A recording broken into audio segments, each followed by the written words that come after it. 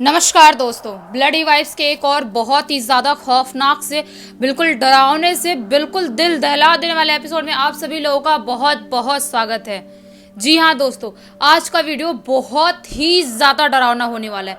मतलब इतना डरावना होने वाला है जिसके बारे में आप लोगों ने कभी इमेजिन भी नहीं किया होगा। किसी के लाइफ में ऐसा कुछ घट सकता है। बहुत लोगों को लगता है सारी चीजें फिल्मों में ही होती है, रियल लाइफ में हो नहीं सकती, लेकिन कुछ ऐसा फेस कर जाता है एक मदन नाम का लड़का, जिसके बारे में उसने ना ही कभी लाइफ में सोचा था और ना ही कोई भी इंसान सोच सकता है। आखिर क्या हुआ था, कैसे हुआ था, कब हुआ था, कहाँ हुआ था, हम सब कुछ बिल्कुल स्टार्टिंग से जानते हैं। ये जो घटना घटी थी मदन नाम के लड़के के साथ घटी थी, जो कि उत्तर प्रदेश के रामपुर के अंदर मौजूद एक छोटे से गांव का रहने वाला है। ये जो मदन नाम का लड़का है, ये बचपन से ही बहुत ही ज़्यादा होनहार, बिल्कुल इंटेलिजेंट पढ़ाई लिखाई में, और हर एक चीज़ों को बहुत अच्छे से देखना और परफेक्टली करना। मतलब जो इसके घर वाले थे, इसके फैमिली वाले लोग थे, वो इतने ज़्यादा पैसे वाले घर से नहीं थे। नॉर्मल मतलब फैमिली होती जो खेती बाड़ी करवाना और अपने बच्चों को पढ़ाना, उसी में खाना पीना सब कुछ करना, वैसे टाइप की एक गरीब फैमिली से बिलोंग करता था। लेकिन मदन को बचपन से ही पढ़ने लिखने का इतना शौक था कि अपने घर वालों को बोल बोल के कि मुझे अच्छे स्कूल में पढ़ना है, मुझे हायर स्टडी करना है, अच्छा करना है कुछ लाइफ में, ऐसा कर करके वो स्टडी करता जा रहा था। उसके घर वाले भी अनाज बेच के, किसी से उधारी मांग के, कुछ ना कुछ करके उसको पढ़ा रहे थे। उसकी ज़िंदगी सब कुछ बहुत अच्छी खासी कट रही थी। 10th क्लास तक वही रामपुर के अंदर एक छोटा सा गांव था, वहीं के स्कूल में वो पढ़ाई करता है। लेकिन उसके बाद जब 10th एक बार कंप्लीट हो जाता है तो घर वालों से बात करता है, बोलता है कि मम्मी पापा, मैं गांव में रह के शायद इतने अच्छे से पढ़ाई नहीं कर पाऊंगा और इतने अच्छे स्कूल है नहीं यहाँ पे। मुझे अगर अच्छे से पढ़ाई करना है, कोई अच्छा कोर्स करना है, तो मुझे किसी बड़े शहर में जाना पड़ेगा, नहीं तो मेरी ज़िंदगी ऐसे ही ख़त्म हो जाएगी और नॉर्मल सी कोई जॉब करूँगा, अप्लाई करूँगा गवर्नमेंट जॉब में या कहीं पे, लेकिन मुझे अपनी लाइफ में कुछ बहुत बड़ा करना है। तो घर वाले भी उसकी बात को समझते हैं। भले ही गरीब फैमिली से थे, लेकिन उनको अपने बच्चों को पढ़ाने का बहुत ही ज़्यादा शौक था और वो चाहते थे कि हमारा बेटा आगे चल के कुछ बड़ा अफसर या बड़ा इंसान बने, वैसा वाला था। तो वो बोलते हैं कि ठीक है बेटा, अगर तुझे कहीं बाहर पढ़ने ही जाना है तो कहाँ जाना है, एक बार तू फैसला ले ले, हम थोड़ा सा अपना खेत जो है वो थोड़ा सा हटा देंगे, यानी कि बेच देंगे, और तुझे पैसे इंतजाम करके दे देंगे, तू पढ़ लिख। हम चाहते हैं कि तू कम से कम हमारे खानदान का नाम रोशन कर, जो हमारे आगे आने वाली पीढ़ी है वो गरीबता से ना जूझे, वो कुछ लाइफ में तू ऐसा अच्छा करके दिखा दे। तो मदन बोलता है हाँ माँ बाबूजी, मैं ऐसा ही करूँगा। तो ऐसा ही होता है। उसके माँ बाप जो थे वो थोड़ा सा खेत जो था उनका शहर वाले इलाके में थोड़ा जो था वो बेच देते हैं और बेच के पैसे इकट्ठा कर लेते हैं इसको, मदन को यहाँ पे प्रयागराज भेजने के लिए। मदन ने बोला था कि प्रयागराज में एक बहुत बड़ा कॉलेज है जहाँ पे रह के मैं पढ़ाई करूँगा। तो घर वाले बोलते हैं बेटा लेकिन कैसे वहाँ पे पढ़ाई करोगे, कहाँ रहोगे, क्या करोगे। मदन बोलता है कि आप लोग मेरे ऊपर विश्वास करो, मैं जाऊँगा और मैं अपनी लाइफ को बहुत अच्छे से कर लूँगा, आप इतना टेंशन मत लो, आप लोग सिर्फ अपने ऊपर ध्यान दो। आप लोगों ने पैसा इंतज़ाम कर लिया, यही बहुत बड़ी बात है मेरे लिए। वहाँ पे जाने के बाद मैं छोटा मोटा जॉब भी ढूंढ सकता हूँ कि थोड़ा बहुत मेरा खर्चा निकल जाए और पढ़ाई भी साथ साथ में कर लूँगा। तो घर वाले भी बहुत खुश होते हैं कि हमारा बेटा कितना होनहार है, मतलब कितना अच्छा है, ये अपनी पढ़ाई लिखाई के लिए कितना ज़्यादा सीरियस है। रईस रईस घर के लोग अपने बच्चों को पढ़ाना चाहते हैं, वो पढ़ नहीं पाते, लेकिन हमारा गरीब परिवार का बच्चा इतना ज़्यादा पढ़ना चाहता है। तो ऐसा ही करते हैं, उसके घर वाले उसका सामान वामान पैक करते हैं और मदन अपने घर से निकल जाता है ट्रेन लेके प्रयागराज आने के लिए। रामपुर से ही ट्रेन था उसका, तो रामपुर से ट्रेन पकड़ता है और प्रयागराज पहुंच जाता है। पहुंचता है तो देखता है बड़ा शहर, सारी चीज़ें एकदम भाग दौड़ वाली ज़िंदगी, क्योंकि वो इतने टाइम से अपने गांव में रहा था, उसे नहीं पता था कि प्रयागराज इतना बड़ा शहर होगा और मैं वहाँ पे कैसे मैनेज करूँगा। उसने कुछ भी नहीं सोचा समझा था, बस वो अपने घर से निकल गया था यहाँ पर आने के लिए। आता है और ट्रेन से उतरता है प्रयागराज स्टेशन पे और वहाँ से अपने कॉलेज की तरफ बढ़ चलता है। कॉलेज की तरफ बढ़ता है, कॉलेज वालों से थोड़ा जाता है, बात करता है। अपना सामान उधर ही बाहर कॉलेज की तरह रखा हुआ था कहीं पे, जहाँ पे एक गार्ड अंकल बैठे थे वहाँ पे रखा हुआ था। उसके बाद कॉलेज वाले भी उसको परसेंटेज देखते हैं उसके और सारी चीज़ें, और बोलते हैं कल तुम एडमिशन करने के लिए आ जाना। तो मदन सोचता है कल आऊँगा तो फिर आज मैं रात कहाँ रहूँगा, क्या करूँगा। ऐसे ही गार्ड जो अंकल थे उनसे बात करता है तो गार्ड अंकल बताते हैं कि बेटा इतना टेंशन मत लो, यहीं पे पास में एक सस्ता होटल है, मैं तुम्हें चलते टाइम शाम को दिखा दूंगा, वहाँ पे तुम थोड़ा ज़्यादा पैसा नहीं लगेगा, थोड़ा बहुत पैसा लगेगा, वहाँ पे जाके तुम आराम से रह सकते हो। गार्ड अंकल भी देख के समझ गए थे कि मदन थोड़ा गरीब फैमिली का है तो बेचारे की मदद कर देनी चाहिए। तो उस होटल के शाम को जब गार्ड अंकल की छुट्टी होती है वहाँ से कॉलेज से, वहीं पर वो बैठा हुआ था, गार्ड अंकल के साथ जाता है उस होटल में और वहाँ पर रूम लेके अपना सामान रख देता है। बाहर से थोड़ा बहुत कुछ समोसा मोसा एक दो खाता है, ज़्यादा पैसा खर्चा नहीं करना चाह रहा था। वो चाह रहा था कि मैं एक बार सब कुछ अच्छे सेट कर लूँ, एडमिशन ले लूँ, उसके बाद एक बार पैसे कमाने लगूंगा तो जितना खर्चा करना होगा कर लूँगा, अभी ज़िंदगी में खर्चा नहीं करना है। बहुत ही अच्छा लड़का था। समोसा खाता है और रात में होटल में सो जाता है। उसके बाद सुबह सुबह अपने कॉलेज में जाता है, उठ के नहा धो के होटल से ही सामान रखा हुआ था होटल में, और जाके वहाँ पे कॉलेज में जो भी डॉक्यूमेंट्स थे सारी चीज़ें देता है और कॉलेज में एडमिशन ले लेता है।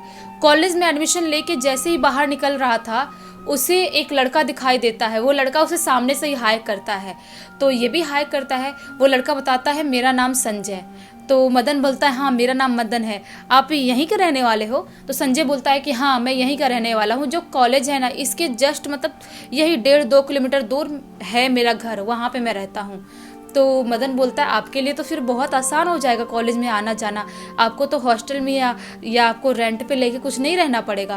तो संजय बोलता है कि हाँ ऐसा ही है मेरे लिए, मेरे घर से नज़दीक है तो मुझे टेंशन वाली बात नहीं है। थोड़ी बहुत बात होती है संजय और मदन की, और दोनों की ना बिल्कुल दोस्ती टाइप हो जाती है, जैसे कि पहली बार भी आप किसी से मिलो और ऐसा लगता है कि आप पहली बार नहीं मिले हो, आप उससे बहुत बार मिल चुके हो, ऐसी वाली दोस्ती दोनों की हो जाती है।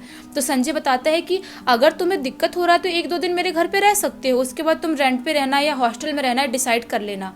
तो जो ये मदन था वो बोलता है कि नहीं नहीं आप तकलीफ़ मत करो, मैं कर लूँगा मैनेज, मैं होटल लिया हूँ ना वहाँ पे रह लूँगा। संजय बोलता है कि तुम्हारे पास जैसा कि तुमने बताया पैसे नहीं है इतना, तुम्हारे घर वाले खेत बेच के तुमको पैसे दिए हैं, तुम क्यों होटल में पैसा खर्चा कर रहे हो? 1-2 दिन की बात है, तुम मेरे घर पर रह सकते हो या 8-10 दिन रहना रह सकते हो, कोई बड़ी बात नहीं है, मेरा बहुत बड़ा घर है। तो संजय से ऐसी बात करता है और वहाँ से होटल से अपना सामान लेके उसके संजय के घर पे रखवा देता है और वहाँ पे 5-6 दिन रहता है। और संजय और मदन दोनों मिलके पता लगाते हैं हॉस्टल में क्या क्या कैसे रहने का है।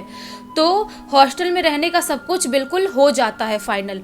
इसका सोचता है कि बाहर रेंट पे रहूँगा और ज़्यादा खर्चा होगा, और हॉस्टल में इतना ज़्यादा नहीं हो रहा था, तो ये वहाँ पे रह जाता है। थोड़ा बहुत डिस्काउंट भी मिल जाता है उसको, गरीब था बेचारा इसलिए। तो उस कॉलेज के हॉस्टल में रहने लगता है और उसके बाद संजय और मदन दोनों की दोस्ती और धीरे धीरे पक्की हो जाती है। दोनों एक दूसरे से मिलते थे, और जो मदन था वो कभी कभी जब सैटरडे या संडे के टाइम में उसके संजय घर पे चला जाया करता था, उसकी मम्मी उसको अच्छा अच्छा खिलाती पिलाती थी। दोनों बहुत टाइम स्पेंड कर रहे थे, और मदन पढ़ने में अच्छा था और संजय इतना पढ़ने में अच्छा नहीं था, तो मदन थोड़ी संजय की मदद कर दिया करता था पढ़ाई लिखाई में। तो उसके घर वाले भी बहुत खुश होते थे कि हमारे बेटे को पढ़ा रहा है, कितना अच्छा लड़का है ये। ऐसे ही चल रहा था, दोनों की दोस्ती बहुत गहरी हो गई थी। कभी भी मदन हॉस्टल में रहता तो कभी उसके घर पे रहता, ऐसा ही चल रहा था। एक दिन क्या होता है, सैटरडे नाइट का टाइम था, इनके वहाँ पे रहते हुए इसको 7-8 महीने हो गए थे मदन को वहाँ पे हॉस्टल में रहते हुए। तो एक दिन बोलता है संजय कि यार बहुत बोर हो गया है, जितने भी यहाँ पे प्रयागराज में जगह हैं सब जगह अपन घूम चुके हैं। जो संजय था उसके पास एक बाइक था, अच्छा वाला बाइक, जिससे दोनों घूमा करते थे।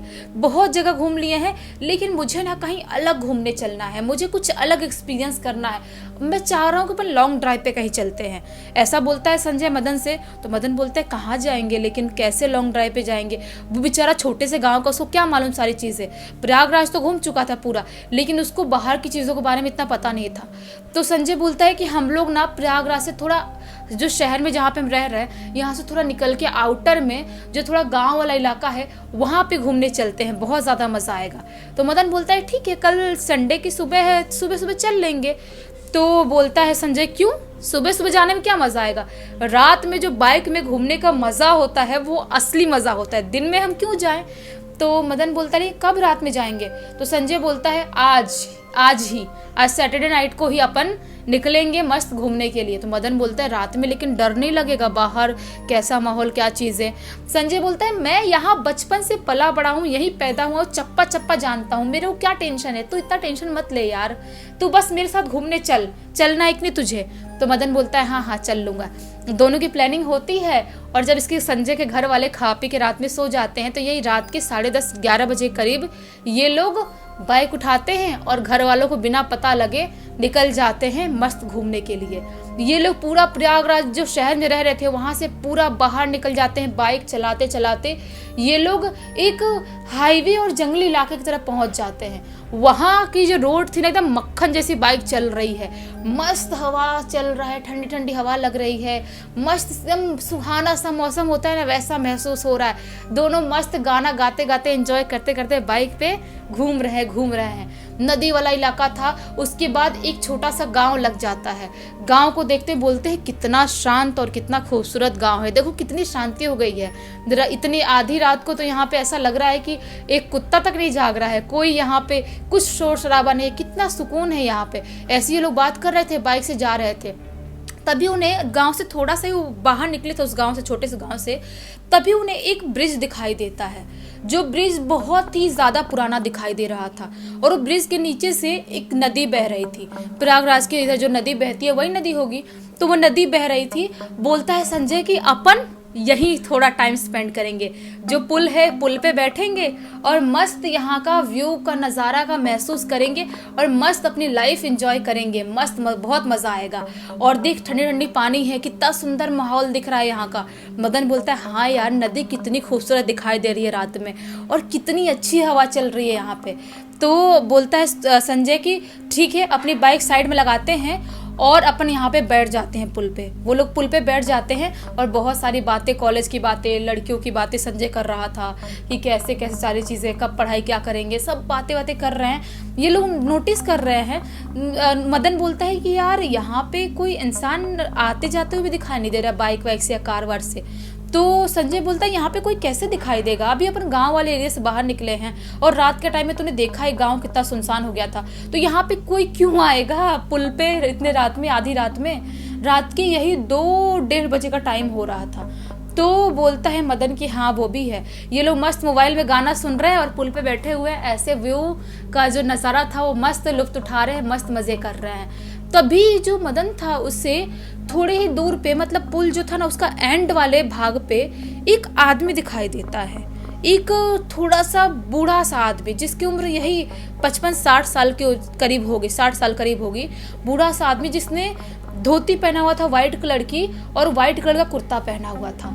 तो वो बोलता है मदन कि भाई वो देखे, अपन अभी सोच ही रहे थे कि यहाँ पे कोई दिखाई नहीं दे रहा है, कोई गाड़ी वाला भी गाड़ी लेके नहीं आ रहा है, कोई बाइक वाला भी नहीं आ रहा है, वो देखे एक आदमी वहाँ पे खड़ा है। तो संजय बोलता है कि हो सकता है, वेशभूषा से तो लग रहा है इस गांव का ही होगा, जो अपन गांव अभी छोड़ के आए हैं, वो आया होगा ऐसे टाइम पास करने के लिए जैसे अपन टाइम पास करने आए हैं। तो मदन बोलता है हाँ वो भी हो सकता है। ये लोग वापस टाइम पास करने लगते हैं। तभी जो बूढ़ा आदमी था ना वो उधर से चलते चलते पुल के ऊपर आ जाता है, पुल के एंड वाले हिस्से से इधर आता है और ऊपर आके जो पुल का ऊपरी हिस्सा था ना जहाँ पे लोग खड़े भी हो सकते हैं, बैठ सकते हैं, उस पे जाके खड़े हो जाता है। उस पे खड़े होता है तो मदन बोलता है अरे भाई भाई भाई संजय वो देख, वो बूढ़ा आदमी पुल पे क्यों खड़ा हो गया। तो संजय बोलता है हाँ यार पुल पे क्यों खड़ा हो गया। तो बोलता है मदन अरे यार वो क्या करना चाह रहा है, ऐसे में गिर जाएगा, वो नदी का बहाव दिख रात में कितना तेज है और ये ऐसे खड़ा हुआ है यहाँ पे, क्यों क्या चाह रहा है ये। तो संजय बोलता है हो सकता है ये खुद की खुशी करने के लिए आया होगा। तो जैसे ये बात सुनता है ना मदन, खुद की खुशी, वो ऊपर से नीचे तक कांपने लगता है। क्यों कांपने लगता है, क्योंकि उसका पास्ट था। वो संजय को बोलता है कि क्या बात कर रहा है, खुद की खुशी। तो संजय बोलता है कि तू डर क्यों रहा है, क्या हो गया। बोलता है मेरे दादाजी ने भी आज से 15 साल पहले ऐसा ही किए थे। तो बोलता है क्या, कैसे, क्या किए थे। बोलता है कि मैं बहुत छोटा था उस टाइम पे, बहुत ही छोटा था, मुझे थोड़ा थोड़ा याद है, और उस टाइम पे दादाजी ने खुद को लटका के ख़त्म कर दिए थे गाँव वाले पेड़ के इधर। तो बोलता है संजय कि सॉरी यार मैं तुझे याद नहीं दिलाना चाह रहा था। मदन बोलता है कि यार मैं जब से मैंने दादाजी को वैसे लटका हुआ देखा था तब से मुझे बहुत ज़्यादा डर लगता है। किसी मृत इंसान को भी देखता हूँ, किसी के अर्थी भी देखता हूँ तो मैं बहुत कांप जाता हूँ, मुझे बहुत डर लग रहा है, वो कुछ गड़बड़ तो नहीं कर देगा। संजय बोलता है रुक जा, तू टेंशन मत ले, अपन रोकते हैं उसको। क्या करते हैं, दोनों चलते चलते वो बूढ़े आदमी के करीब जाने लगते हैं। जैसे जैसे ये लोग बूढ़े आदमी के करीब जा रहे थे, वैसे वैसे बूढ़ा आदमी पुल के और इनके पास आ रहा था, पुल के ऊपर चढ़ चढ़ कर और इनके पास आ रहा था। ये लोग भी उसकी तरफ जा रहे थे, वो भी उधर से इनके पास आ रहा था। ऐसा ही होते होते जैसे ही ये लोग उसके नज़दीक पहुँचते हैं, मतलब थोड़ा ही दूर होगा, तभी वो आदमी अचानक से पुल से नीचे छलांग लगा देता है। वो आदमी नदी में कूद जाता है। जैसे ही संजय देखता है वो आदमी नदी में कूद गया, बहुत घबरा जाते हैं। मदन तो बिल्कुल कांपने लगता है कि ये क्या कर दिया इसने। देखते हैं वो लोग कि वो बूढ़ा आदमी नदी में कूद गया है और खुद के हाथ पैर ऐसे से मार रहा है, बचाओ बचाओ बचाओ चिल्ला रहा है। और ये लोग बिल्कुल डर जाते, सोचते हैं क्या करे, कैसे बचाए, नदी का बहाव भी बहुत तेज है। वो आदमी चिल्ला रहा है, मुझे बचा लो, मुझे बचा लो, मैं मर जाऊंगा, मुझे बचा लो, चिल्ला रहा है वो आदमी। संजय बोलता है, अपना टी शर्ट निकालता है, बोलता है कि मैं भाई मुझे बचाना पड़ेगा। मदन बोलता है, भाई तू कैसे बचाएगा, तुझे आती है स्विमिंग? संजय बोलता है, हाँ मुझे स्विमिंग आती है। तो क्या करता है संजय, छलांग लगा देता है नदी में उस बूढ़े आदमी को बचाने के लिए। लेकिन जैसे ही संजय वहां पे छलांग लगाता है नदी में, तो मदन क्या देखता है कि जैसे ही उसने छलांग लगाया संजय ने, वो जो बूढ़ा आदमी अभी तक तड़प रहा था वो कहीं दिखाई नहीं दे रहा है। मदन डर जाता है और संजय नदी के अंदर उसको ढूंढने की कोशिश करने लगता है, कहाँ गया। संजय को लगता है कहीं बूढ़ा आदमी खत्म तो नहीं हो गया, ऐसे ही डूब तो नहीं गया मुझे टाइम लगाने में। मदन सोचता है कि भाई ये भी कूद गया नदी में और वो बूढ़ा आदमी कहाँ चला गया। ये लोग भी सोच ही रहे हैं और संजय नीचे नदी के अंदर उस आदमी को ढूंढ ही रहा है। तभी जहाँ पे खड़े होकर देख रहा था ना मदन, उसके पीछे से किसी खुसफुसाने की आवाज़ सुनाई देती है। जैसे वो पीछे मुड़ के देखता है, क्या पाता है कि वही बूढ़ा आदमी मेरे सामने खड़ा है, मेरे यहाँ पे सामने, मुंह के सामने। और जो बूढ़े आदमी की शक्ल है वो पूरी डार्क ब्लैक दिखाई दे रही, इतनी ज़्यादा काली कि उतना काला दुनिया में कुछ हो ना, इतनी काली। और उसकी जो आँख है पूरी तरह से सफ़ेद दिखाई दे रही है। और जो बूढ़े आदमी का शरीर है वो आधा जैसे भेड़िए होती ना उस टाइप में और जानवर टाइप का, और आधा इंसानी शक्ल टाइप दिखाई दे रहा है। उस आदमी को देखता है ना मदन तो जोर से चीखता है और जोर से चीख के वहां से भागने की कोशिश करता है। लेकिन वो उसकी भागने से पहले ही वो आदमी उसका कॉलर ऐसे पकड़ लेता है, मदन का कॉलर, और बहुत जोर से हंसने लगता है। बोलता है, तुम क्या बचाओगे मुझे, तुम खुद को तो बचा लो। मुझे बचाने के लिए वो नदी में कूद गया और तुम भी मेरे बारे में सोच रहे हो। तुम लोग क्या कर लोगे मेरा, खुद के बारे में सोचो। और तुम लोग की इतनी हिम्मत हो गई कि तुम लोग इस ब्रिज पे इस टाइम पे आ गए। तो जो मदन बहुत डर जाता, बोलता है, आप कौन हो, मेरे साथ क्या करना चाहते हो? तो आदमी बोलता है कि मैं जो करना चाहता हूँ वो तुम जान लोगे तो तुम ऐसे ही खड़े ही ख़त्म हो जाओगे। तो वो बहुत डर जाता है, बोलता है, प्लीज़ मुझे छोड़ दो। जो मदन था उसके पैंट में वो सुसु कर देता है, इतना ज़्यादा डर जाता है। तो जो आदमी था वो बोलता है कि इतना मत डरो बेटा, मैं तुम्हें कुछ नहीं करूँगा, जो भी करूँगा उसके साथ करूँगा, जो उस पानी में डूब के नीचे कूद के मुझे ढूंढने की कोशिश कर रहा है। तो जैसे ये बात सुनता है ना मदन, बहुत जोर से चीखता है, बोलता है, संजय बाहर निकल जा, ये आदमी तुझे मार डालेगा। जैसे ही संजय देखता है ना मदन की तरफ ऊपर ब्रिज पे, वो देख के भी बिल्कुल घबरा जाता है। बोलता है, ये कौन सा आदमी है, ये कपड़े से वैसे लग रहा है जिसको मैं ढूंढने के लिए नीचे कूदा था, और मदन के साथ क्या कर रहा है ये। जो संजय था ना वहां से निकलने की कोशिश करने लगता है बाहर, लेकिन वो नदी के बीचों बीच था, कैसे इतनी आसानी से इतनी जल्दी बाहर निकल जाए। जो आदमी था ना वो मदन को ऐसे झटके से फेंकता है ऐसे, और उसके बाद वो छलांग लगाता है नदी में छलांग लगाता है। और उसके बाद संजय की चिल्लाने की आवाज़ सुनाई देने लगती है। जो मदन था झटके से उठता है, सोचता है मैं संजय को बचाऊंगा। उसको स्विमिंग नहीं आती तो भी सोचता है, पुल से नीचे देखने लगता है। वो क्या पाता है कि जो संजय था उसके चीखने की आवाज़ आई थी, और उसके बाद वो पानी में कहाँ गायब हो गया और वो आदमी कहाँ गायब हो गया, कुछ भी नहीं समझ में आ रहा है। क्या देखता है मदन कि वहाँ पे पानी में जो रोशनी थी, में चांदनी रात थी, पूर्णमासी की रात थी। वो देखता है कि पूरा जो था ना वहाँ पे नदी में, वो फ्लैश लाइट जो था उसका वो भी ऑन करता है। उसे महसूस हो रहा था कि नदी के जो पानी है ना वो लाल लाल प्रतीत हो रहा है। उसको लगता है कि ये लाल लाल क्या है, कहीं संजय को उसने ख़त्म तो नहीं कर दिया, उसको मार के खा तो नहीं गया, वैसे ही जानवर टाइप दिखाई दे रहा था। बहुत ज़्यादा इतना डर जाता है, उसका जो डर था ना दिमाग पे हावी हो जाता है और वहीं पे गिर के बेहोश हो जाता है। उसके बाद उसे नहीं पता कि क्या हुआ रात भर, क्या गया, संजय बाहर निकला नहीं निकला। जब सुबह होता, सुबह का टाइम, धूप उसके सीधा मुंह पे आता है और जैसे उसकी आँख खुलती है, क्या पाता है, 7-8 लोग मुझे घेरे हुए खड़े हुए हैं। गांव के लोग दिखाई दे रहे हैं ये लोग। तो वो बहुत घबरा जाता, बोलते हैं वो मुझे छोड़ दो, मुझे मत मारो, मुझे बचा लो, मुझे बचा लो। वो लोग बोलते क्या हुआ बेटा, बूढ़े लोग भी थे, बोलते क्या हुआ बेटा, तुम यहाँ पे ऐसे क्यों पड़े हुए हो। तो सारी चीज़ें बताता है वो गाँव वाले लोगों को। तो गाँव वाले लोग बोलते हैं बेटा तुमने बहुत बेवकूफ़ी कर दी है, तुम्हें इस पुल पे, इस ब्रिज पे यहाँ पे आना ही नहीं चाहिए था। बोलते हैं मदन कि हमको नहीं पता था कि यहाँ पे क्या प्रॉब्लम है। वो गांव वाले लोग बताते हैं कि हम कभी भी, एक बार सूर्यास्त हो जाए उसके बाद कभी भी इस ब्रिज पे नहीं आते हैं, क्योंकि यहाँ पे आज से 100-150 साल से एक ऐसे इंसान की आत्मा घूम रही है जो रात को यहाँ पे आने वाले लोगों को भ्रम में डालती है और उन्हें मार के खा जाती है। तो मदन सोचता है कि मेरे दोस्त को बचा लो, बोलता है मेरे दोस्त को बचा लो, प्लीज़ प्लीज़ मेरे दोस्त को बचा लो। वो लोग बोलते कौन सा दोस्त, कैसा दोस्त। बोलता है कि वो नदी में कूदा था।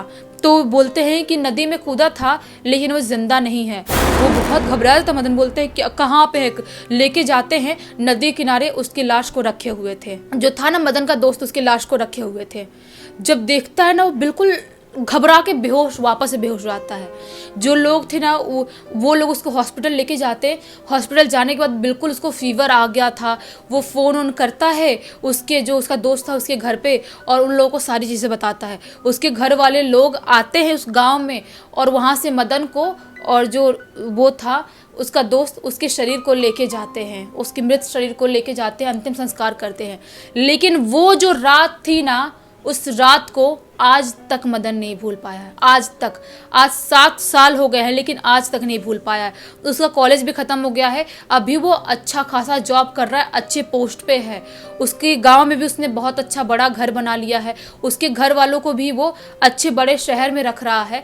लेकिन वो आज तक अपने उस दोस्त को नहीं भूल पाया जिस अपने कीमती दोस्त को वो खो दिया, एक मिस्टेक की वजह से कि वो लोग रात में घूमने के लिए चले गए थे। इसीलिए कभी कभी बोला जाता है ना कि ऐसे ही कहीं पे नहीं जाना चाहिए। रात के टाइम में लॉन्ग ड्राइव पे कोई भी बिना सोचे समझे, टीनेजर बच्चे होते हैं निकल जाते हैं घूमने के लिए, ये सब नहीं करना चाहिए। क्योंकि नहीं पता कि कौन सी जगह कैसी है, कौन सा रोड कैसा है, कौन सा ब्रिज कैसा है, कौन सा गाँव कैसा है, कौन सी गली कैसी है, किसी को कुछ भी नहीं पता। इसीलिए सोच समझ के अपने लाइफ में कोई भी कदम उठाना चाहिए। खैर दोस्तों, ये कहानी थी ही इतनी ज़्यादा खौफनाक। अगर आप लोगों ने अभी तक इस वीडियो को देख लिया तो इस वीडियो को लाइक कर देना, चैनल को सब्सक्राइब कर देना, बेल आइकन दबा के ऑल पे क्लिक कर देना, ताकि जब भी ऐसे खौफनाक वीडियो डालो सबसे पहले आप लोगों के पास पहुँचे। चलिए कल वापस से मिलती हूँ, तब तक के लिए बहुत बहुत धन्यवाद।